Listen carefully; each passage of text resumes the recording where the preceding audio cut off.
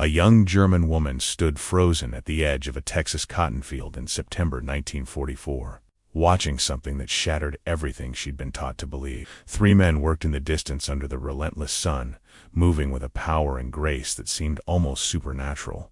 They weren't soldiers following orders. They answered to no commanding officer. Yet they accomplished more in an hour than an entire Wehrmacht unit could manage in a day. The woman whispered to her companion in German, her voice breaking with genuine confusion. Are they men or something else? This moment of profound disorientation played out across a unique prisoner of war facility in Texas during the Second World War, where 28 German women confronted a reality so different from Nazi propaganda that it fundamentally altered how they understood the world. The story of these encounters between German women auxiliaries and Texas Cowboys represents one of the most unexpected cultural collisions of the war. A quiet battlefield where American values won victories without firing a single shot. The transport arrived in Texas in late summer 1944, carrying an unusual group of prisoners. These were not the typical captured soldiers that filled camps across America. These were women, 28 German military auxiliaries who had served the Wehrmacht in various support roles across occupied Europe. They had worked as radio operators, clerical staff, medical assistants, and administrative personnel for the German military machine. Their capture during Allied advances through France had created an unusual problem for American military authorities. What to do with female enemy combatants when the entire prisoner of war system was designed for men? The decision was made to house them in a small, specially designated section of a larger facility in Texas, far from the main population of male German prisoners. The women ranged in age from 19 to 42, representing different backgrounds and levels of commitment to Nazi ideology. Some had volunteered enthusiastically for military service, true believers in National Socialist doctrine. Others had been pressured into service as the war dragged on and Germany grew desperate for personnel. All had been thoroughly indoctrinated in Nazi propaganda about American weakness, decadence, and racial inferiority. They expected brutal treatment as female prisoners of a nation they'd been taught was corrupted by gangster culture and Jewish influence. Nazi propaganda had painted Americans as particularly barbaric toward women, suggesting that capture meant certain assault and degradation. The women braced themselves for the worst during the long journey from European battlefields to American soil. Some prayed, some steeled themselves with ideology, some simply went numb with fear and resignation. What they found instead confused them more than any punishment could have. The American military personnel who processed them at the Texas facility were professional and correct in their behavior. The women were separated by rank and background, medically examined by female nurses and doctors, given clean uniforms with POW markings, and assigned to barracks that, while institutional and spare, were clean and secure. Guards were posted, but the threatened brutality never materialized. The treatment was firm but fair, governed by military regulations and Geneva Convention standards adapted for female prisoners. The camp section designated for the women was smaller and more isolated than the sprawling compounds holding thousands of male German prisoners elsewhere in Texas. A tall fence surrounded their area, with guard towers and American military police maintaining security. But within those boundaries, the women found conditions that shocked them. They received adequate food, the same rations provided to American military personnel. Medical care was available from female staff. They were permitted to write letters home, attend religious services, and organize limited recreational activities. This cognitive dissonance began immediately. Young women who'd grown up attending League of German Girls meetings and absorbing Nazi ideology through every aspect of education struggled to reconcile propaganda with reality. American guards weren't monsters. The food wasn't garbage. The barracks were weatherproof and reasonably comfortable. Some women initially refused to believe their treatment was genuine, suspecting psychological manipulation or elaborate deception. Others felt overwhelming relief that survival seemed possible after the terror of expecting the worst. The women came from different backgrounds and held different views about their situation. The older ones, particularly those who'd held supervisory positions in the German auxiliary services, tried to maintain military discipline and ideological purity among the group. They organized the barracks, established routines, and attempted to preserve German military culture even in captivity. The younger women were more confused and uncertain. their worldviews less solidified and more vulnerable to the contradictions they were experiencing. But the real transformation wouldn't begin until they were assigned to work details outside the camp. The Geneva Convention required that female prisoners not be assigned to heavy labor inappropriate for women. American authorities interpreted this to mean agricultural work appropriate to female capabilities, harvesting crops, sorting produce, food processing, and similar tasks. Texas farms desperately needed workers as American men served overseas, and the labor shortage affected every aspect of agricultural production. For these German women, mostly urban and educated, assignment to Texas farms and ranches meant entering an alien world. Few had any agricultural experience. They'd grown up in German cities, attended schools and offices, lived modern urban lives. The vast Texas landscape overwhelmed them from the first moment. Properties stretched endlessly, distances measured in miles rather than city blocks. The horizon seemed infinite under skies bigger than anything in Europe. The landscape itself was harsh and strange. Flat prairies, scrubland with unfamiliar vegetation, dramatic weather that ranged from scorching heat to violent thunderstorms. Trucks transported the women in groups of 10 to 15 from their facility to various agricultural sites each morning. Armed guards accompanied them, including both male military police and female army personnel assigned to supervise women prisoners. The security was professional, but not oppressive. The guards understood that escape was practically impossible. Where would these women go in the vastness of Texas? They had no local knowledge, no resources, no support network. The landscape itself was prison enough. The work assigned to them was physically demanding, but manageable. Cotton harvesting required patience and care rather than brute strength, picking the white bolls from plants and filling canvas bags. Vegetable harvesting on truck farms meant gathering produce under the hot sun. Food processing facilities needed workers to sort, clean, and prepare crops for preservation. The labor exhausted women unaccustomed to agricultural work, but it was the Americans they encountered that truly shocked them. Nazi propaganda had painted a specific picture of American men. They were weak, corrupted by luxury and racial mixing. Democracy had made them soft and undisciplined. Jewish influence had undermined their masculinity and strength. They lacked the martial spirit and physical prowess of German men. Every aspect of this propaganda crumbled when the German women encountered Texas cowboys for the first time. The moment happened on a warm September morning when a work detail arrived at a large ranch that combined cattle operations with agricultural production. The women climbed down from the transport truck, adjusting to the heat and dust, and then they saw them. 3 cowboys working in a nearby corral with horses. These men bore no resemblance whatsoever to the weak Americans of Nazi propaganda. They were tall and lean, bodies hardened by years of physical labor. They moved with confident grace, every motion economical and purposeful. And then the women watched them work, and something fundamental shifted in their understanding of reality. One cowboy approached a half-wild horse that was clearly resisting control. The animal was powerful, easily 1,000 pounds of muscle and nervous energy. The cowboy spoke to it quietly, his voice too low for the watching women to hear the words. His body language was calm and confident. He slipped a bridle onto the horse with patient persistence, then swung into the saddle in one fluid motion. The horse tried to buck, but the cowboy's balance was perfect. Within minutes he'd established control through a combination of strength, skill, and understanding that seemed almost magical to the watching women. Another cowboy was working with cattle in an adjacent pen, separating specific animals from the herd using only a horse and rope.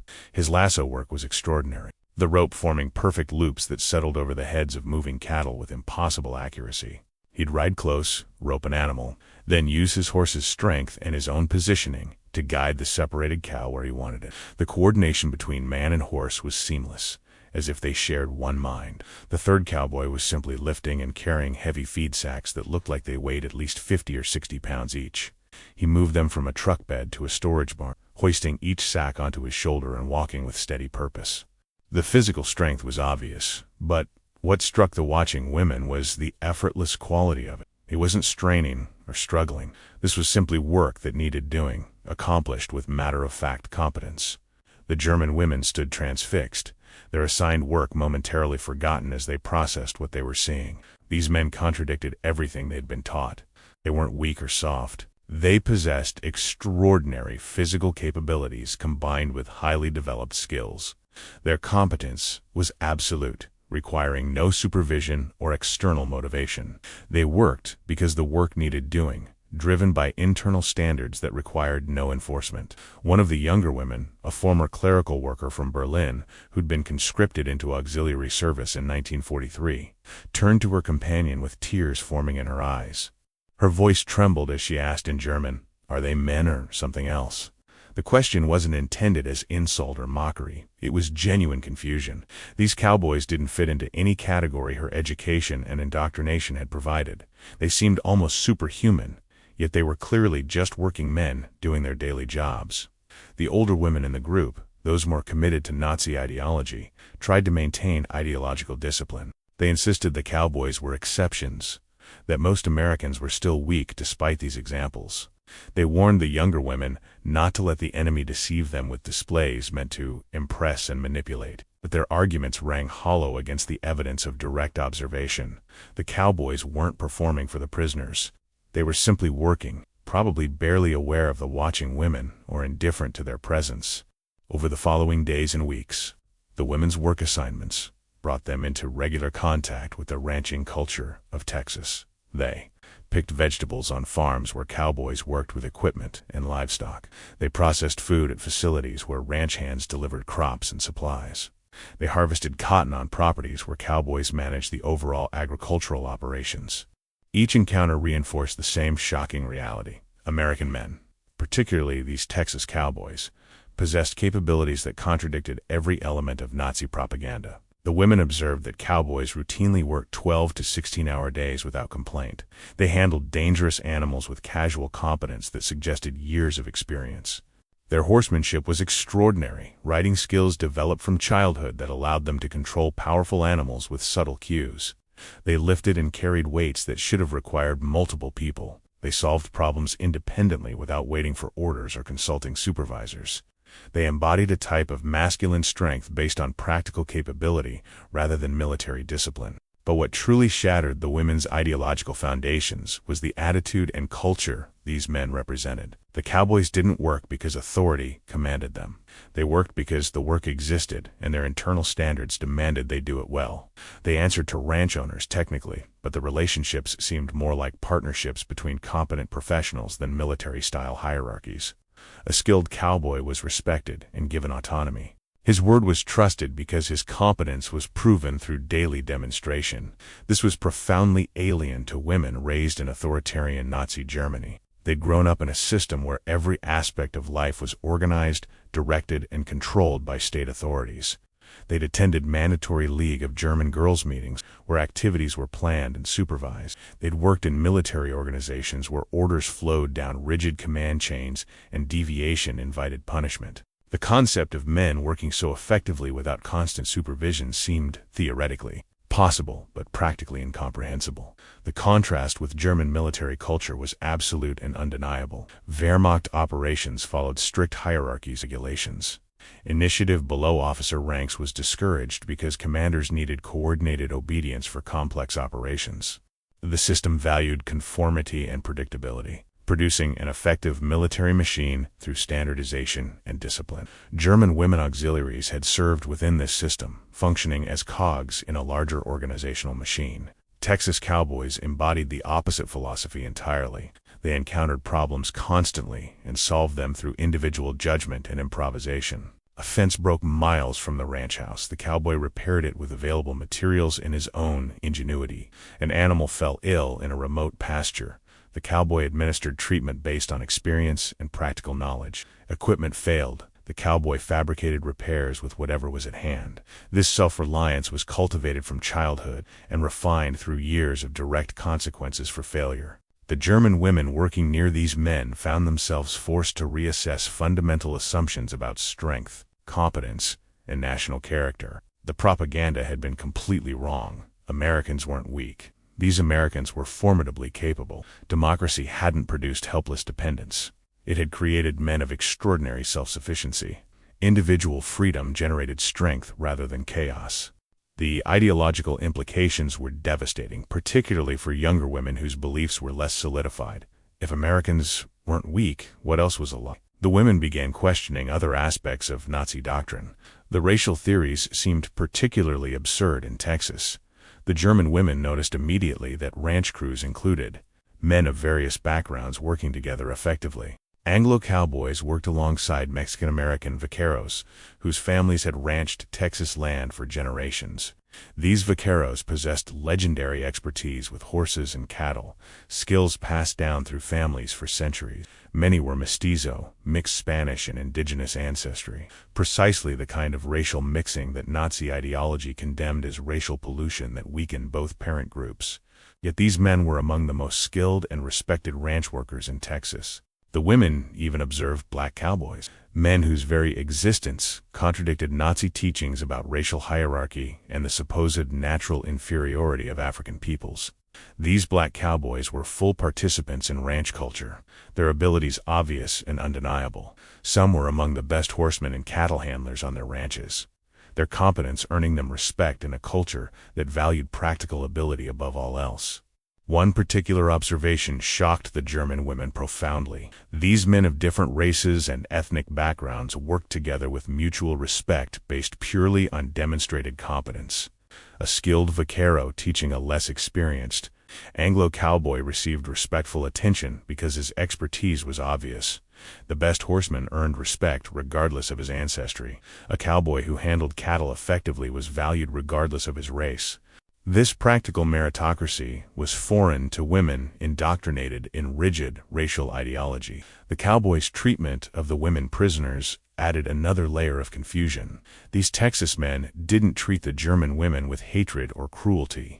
The interaction was limited and professional, but when it occurred, it was characterized by rough courtesy rather than hostility. Cowboys would nod acknowledgement when passing the work details.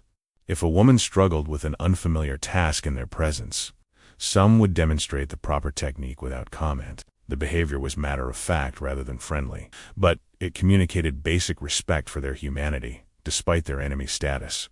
This wasn't fraternization or sympathy for Nazi ideology.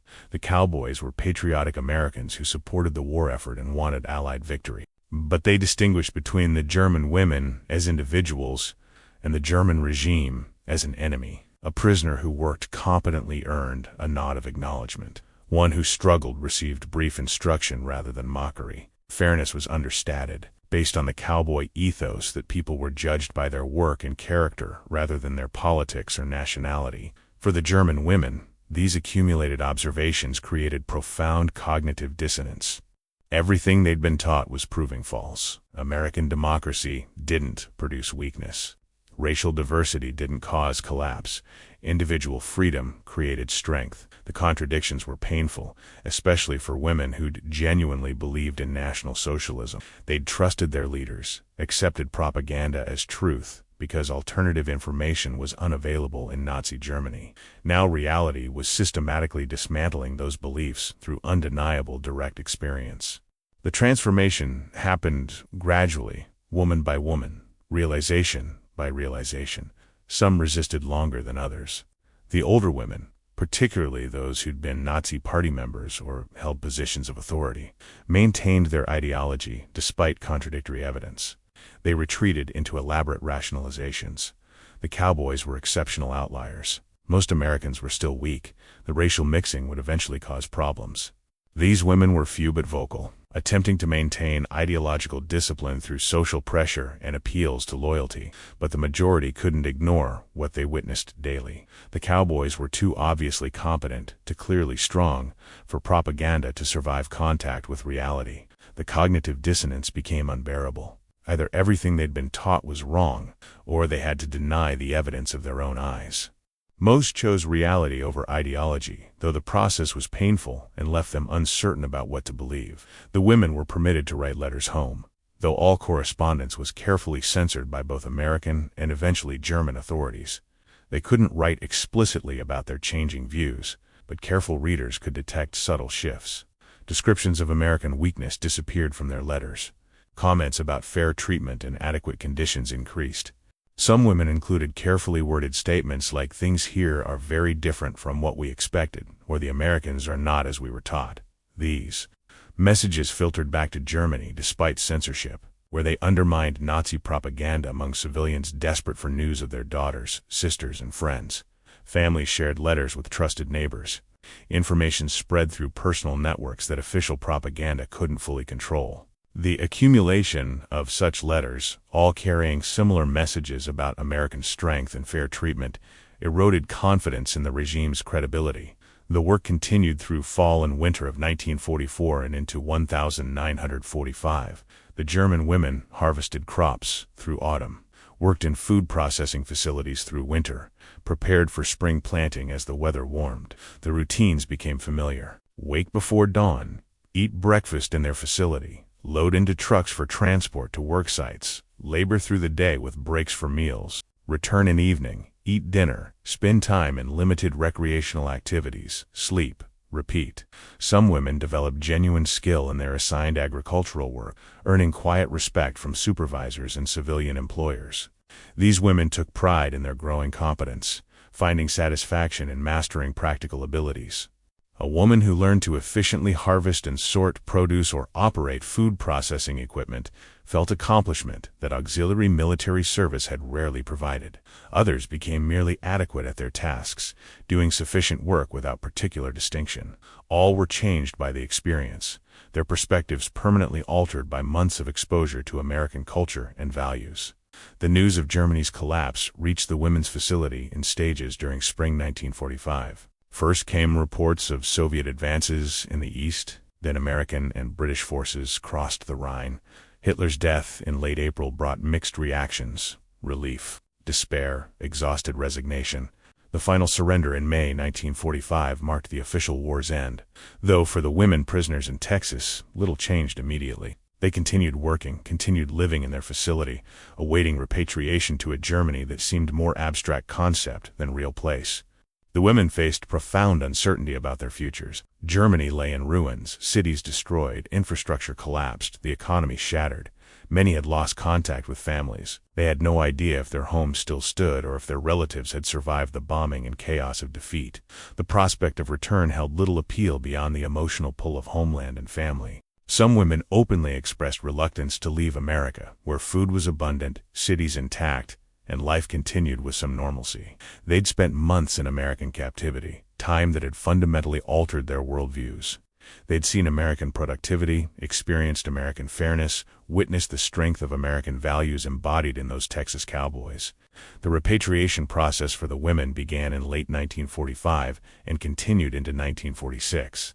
The logistics were complex, and their unusual status as female prisoners required special handling. They were transported under guard to ports, processed through military channels, and eventually placed on ships crossing the Atlantic. Many went reluctantly, leaving relative comfort and security for the devastation of occupied Germany. They returned to a continent barely beginning reconstruction. The women dispersed to their home regions, or what remained of them, rejoining families or discovering they were alone. They carried with them memories and experiences that set them apart from those who'd remained in Germany. They'd seen America, worked alongside Americans, and learned that everything they'd been taught was false. Not all the women's stories ended with immediate repatriation. A few, after extensive vetting and background checks, were eventually permitted to remain in America under special immigration provisions. The process was extraordinarily difficult, requiring sponsorship, proof of rejection of Nazi ideology, and navigation of complex bureaucracy. But several of the younger women who'd been conscripted rather than volunteering eventually made new lives in America, marrying and raising families far from their German origins. The broader significance of their experience took years to fully appreciate. These women returned to Germany as unofficial witnesses to American strength and democratic values.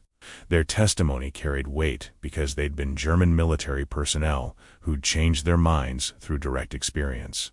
They couldn't be dismissed as propagandists or Allied sympathizers. Their observations influenced how they spoke about America in the decades that followed. The Texas Cowboys who'd worked near these women never knew the profound impact they'd had. They'd simply done their jobs, worked their ranches, treated the German prisoners with the same rough fairness they'd treat anyone. They embodied American values unselfconsciously, not as propaganda, but as lived reality. That authenticity was precisely what made them so effective. The women could detect propaganda easily after years of Nazi messaging, but they couldn't dismiss what they'd witnessed with their own eyes day after day. The question that gives this story its title, "Are they men or something else?" was asked seriously by a German woman struggling to reconcile observation with indoctrination. The Cowboys seemed superhuman because Nazi ideology provided no framework for understanding them. They were strong, but not militaristic in the organized sense. They were independent, but not chaotic. They were diverse in background, but functional and effective. Every characteristic contradicted what the women had been taught about American weakness and democratic failure. The answer, of course, was that the Cowboys were simply men, but they were men shaped by a specific culture and value system. American individualism, tempered by practical necessity and community interdependence, produced people who could function autonomously while cooperating effectively. The frontier heritage of Texas ranching rewarded self-reliance and practical problem-solving, while punishing incompetence with natural consequence. The result was a culture that cultivated practical capability and independent judgment. These values stood in direct opposition to totalitarian systems that emphasized obedience and conformity. Nazi ideology required citizens to subordinate individual judgment to state direction. The cowboy culture required individuals to exercise judgment constantly, making decisions based on practical reality rather than ideological doctrine. The contrast was obvious and undeniable. The German women saw it daily and couldn't ignore its implications. The broader lesson extends beyond this specific historical moment. The power of direct experience over propaganda remains universally relevant. The German women in this narrative had been subjected to years of sophisticated ideological conditioning. They'd attended mandatory political indoctrination, consumed controlled media, lived in a society that punished dissent. Yet months of exposure to Texas cowboys accomplished what no counter-propaganda could have achieved. Reality, consistently experienced, eventually overwhelms even the most carefully constructed lies. The American treatment of prisoners, including the scenario of these women, represented a strategic victory for democratic values. The United States maintained standards even when enemies didn't. That choice was strategic moral clarity. By treating prisoners humanely, America demonstrated the strength of its values and converted enemies into advocates for democracy. The Texas Cowboys who worked near these prisoners never sought recognition. They were simply competent men doing demanding work under difficult conditions. But that unpretentious competence, that matter-of-fact strength, communicated more about American values than any propaganda campaign could achieve. They were living arguments for democracy, more effective than any speech or pamphlet. The German women returned to their lives forever changed. They'd come to Texas as prisoners of war, expecting brutality and finding fairness. They'd been taught Americans were weak and discovered extraordinary strength. They'd believed in rigid hierarchies and witnessed competence transcending them. Most powerfully, they'd seen that individual freedom could produce strength rather than chaos, that democracy could create capable people rather than helpless dependents. These realizations didn't make them into Americans or even necessarily into committed Democrats. The transformation was subtle and complex, but it planted seeds of doubt about totalitarianism and created openness to alternative. When they returned to Germany and participated in rebuilding their shattered nation, they brought memories of Texas ranches and the cowboys who'd shown them a different way. That cultural impact, the quiet influence of democratic values through simple human contact and authentic demonstration, represents one of the most effective tools in ideological transformation. The story reminds us that values are ultimately demonstrated rather than proclaimed. The United States in this narrative won respect not through superior propaganda, but through consistent behavior. The Cowboys earned admiration, not through military dominance, but through unquestionable competence. The transformation happened not through arguments, but through witnessing reality that contradicted indoctrination. In the end, the question wasn't whether the Cowboys were men or something else. They were undeniably human, with all the limitations that is. The real question was, what kind of society produces such capable people? The answer lay in values that shaped them: individual freedom tempered by responsibility, practical meritocracy over ideological purity, self-reliance developed through real consequences. These weren't uniquely American values, but America had created conditions where they could flourish and shape an entire culture. The German women who witnessed this carried those observations back to their lives. They became living counter-arguments to totalitarian propaganda. Their testimony carried weight because they'd been true believers who changed their minds through experience. The Texas Cowboys who'd worked near them never knew their impact. They'd simply been themselves, and that authentic demonstration accomplished what decades of propaganda never could. This narrative, grounded in the real historical context of POW programs in Texas, the actual presence of cowboys and ranching culture, and the documented transformation of many German prisoners who encountered American values, illustrates a profound truth. Authentic human contact and demonstrated competence can shatter even the most sophisticated ideological conditioning. The women in this story represent what might have happened if such a group had existed. Their journey from indoctrination to doubt to transformed understanding mirrors the actual experiences of thousands of male German prisoners who did work in Texas and did return home with changed perspectives about America and democracy. The power of the story lies not in its literal historical accuracy, but in its psychological and cultural truth. It captures how direct experience undermines propaganda, how demonstrated values convince more effectively than arguments, and how ordinary people embodying their culture's best qualities can become powerful advocates for that culture without ever intending to do so. The Texas Cowboys were simply working, but in doing so, they represented something that totalitarian ideology couldn't explain or defeat: the strength that comes from freedom, the competence that develops from responsibility, and the resilience that emerges from diversity and individual initiative working together. If this story of how Texas Cowboys quietly shattered the worldview of German women prisoners through simple authenticity and undeniable competence moved you, I invite you to subscribe to this channel. We explore powerful narratives where human encounters transcended propaganda and ideology, where ordinary people became extraordinary symbols of values that shaped our world. Hit that like button if you found this story as compelling as I did crafting it. Your engagement helps these thought-provoking narratives reach more people who appreciate the complex intersection of history, culture, and human transformation. And here's what I'm genuinely curious about. What aspect of this story resonated most with you? Was it the women's courage to question everything they'd been taught? The cowboys' unpretentious competence that spoke louder than any propaganda? The power of direct experience to shatter years of indoctrination? Or perhaps the symbolic clash between authoritarian conformity and democratic individualism? Drop your thoughts in the comments below. I read every single one, and your perspectives often reveal insights I hadn't considered. Some of the richest discussions happen right here in the comments section. If you know someone who loves World War II history, stories about cultural transformation, or narratives exploring how values are demonstrated rather than proclaimed, share this video with them. These powerful stories deserve to spark conversations and reflections. Thank you for watching, and I'll see you in the next story, where we continue examining the unexpected human moments that reveal profound truths about culture, values, and transformation.